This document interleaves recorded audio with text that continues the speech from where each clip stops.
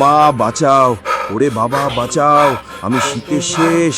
বাপরে, এইভাবে আর কিছু সময় থাকলে তো আমি বরফ হয়ে যাব। কি শীত মাগো মা! ওরে বাপরে, এইবার বুঝি আমি শেষ। আরে তুমি এ কাপড় কোথায় পেলে? তোমার তো দেখছি কোন শীত লাগছে না। আর বলো না বড় ভাই, এসব কাপড় মানুষের বাচ্চার আমি রাতে চুরি করে এনেছি। তোমারও কি চাই নাকি? না বাবা, মানুষ যা বিপজ্জনক, এদিকে আবার মরণ শীত। না, একটা ব্যবস্থা করতেই হবে। চলো দেখি। ওই যে দেখছো কাপড়, যাও ওখান থেকে তোমার পছন্দ মতো একটা নিয়ে এসো। কিন্তু কেন জানি মনে হচ্ছে এগুলো হাতির গায়ে লাগবে না। কি বললে তুমি? তোমার এত বড় সাহস? পরে দেখে নেব। আমার ভুল হয়েছে, ক্ষমা করে দেন।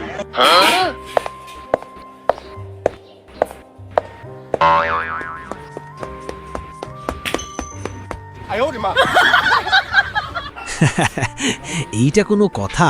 এত কষ্ট করে শেষমেশ একটা মেয়েদের কাপড় আনতে হলো। মনে হয় এভাবে হবে না, রাতে যেতে হবে চুপি চুপি। তাহলে ভয় পেয়ে দৌড়াতে হবে না।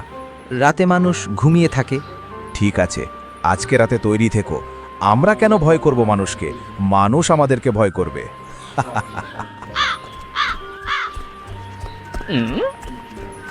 হায়রে, কি দিনকাল এলো! কাপড় ছোপড় শুকাতে দিলে নাকি চোর নিয়ে যাচ্ছে। ঘরের এক কোণে নাকি লুকিয়ে থাকে, সুযোগ বুঝে ঘরে ঢুকে শীতের জামা কাপড় নিয়ে যায়। একটু গরম পানি করে দে তো মা, বাইরে ছিটিয়ে দেই, চোর থাকলে পুড়ে যাক।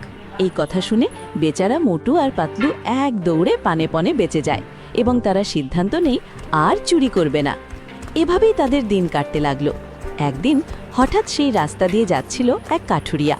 সে তাদেরকে দেখতে পেল, কিন্তু সে ভয় পেল না, কারণ তারা ঠান্ডাতে কাঁপছিল। এটা দেখে কাঠুরিয়ার খুব কষ্ট হয়। সে বাড়ি যায় আর কিছু কাপড় এনে তাদের কাছে রেখে চলে গেল। এদিকে মোটু আর পাতলু কাপড় দেখে খুশিতে নাচতে লাগলো। আর কি ব্যাপার, এই কাপড়গুলো কোথা থেকে এলো? মনে হয় শাকচুন্নিরা আমাদের পছন্দ করে, তাই উপহার হিসাবে দিয়েছে। তখনই গাছ থেকে একটা টুনি বলে উঠল, আরে না না, তোমরা যা ভাবছো তা একেবারেই সঠিক নয়। একটা মানুষ তোমাদের এই কষ্ট দেখে এই কাপড়গুলো তোমাদেরকে দিয়ে গেছে। দেখলে মানুষ কত ভালো।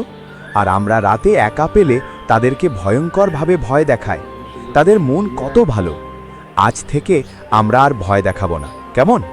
তারপর থেকে তারা আর কাপড় চুরি করতো না। এভাবেই তাদের দিন কাটতে লাগলো। আর আমাদের গল্পটা শেষ হয়ে গেল। গল্পটা ভালো লাগলে একটা লাইক, কমেন্ট, সাবস্ক্রাইব করতে ভুলবে না বন্ধুরা। আল্লাহ হাফেজ।